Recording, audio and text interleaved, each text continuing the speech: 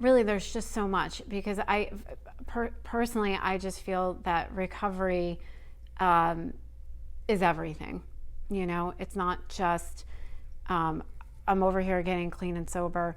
It's how do I take what I'm learning in my recovery process and apply that to everything in life. And I think that yoga gives a great opportunity um, to find the balance between having a relationship with yourself and compassion with yourself, and developing good positive self-care, and also challenging physically or mentally, whether you're physically challenged doing a flow, or if you're mentally and physically challenged holding a balance pose and trying to not let your head get upset if you can't balance.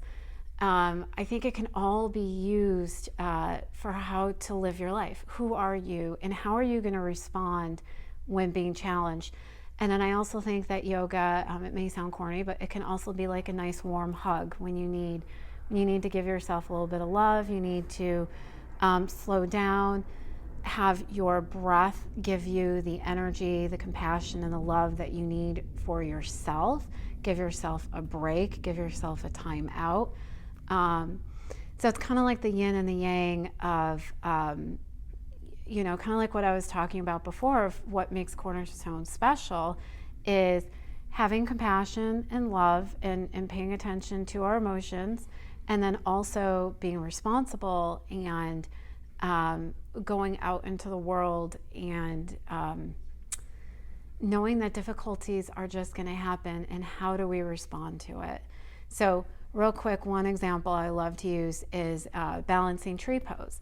So when we balance in tree pose, a lot of times, and let's say we hold it for like a minute, which feels like forever, most people are not able to hold a perfect tree pose for one whole minute. At some point, you might have to tap your toe down, you might be shaking, you might flail around. How do you respond to that? Do you get frustrated that you came out of the pose and you're like, I'm never going to do it again? Or do you just kind of say, well, I need a little bit of support, and I'm going to come back in, and just know that that is part of the process, is going out, asking for a little bit of help, and then coming back in stronger, and developing patience with yourself.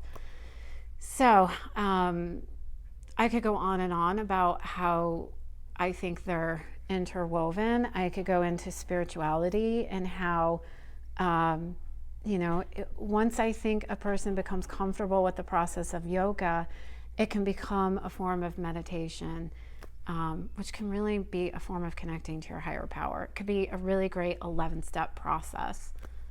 Probably not the first few times, maybe not the first few weeks, but I think eventually, if you get comfortable with it, you find this rhythm with your breath, with your body, with your movement, and it becomes a moving meditation.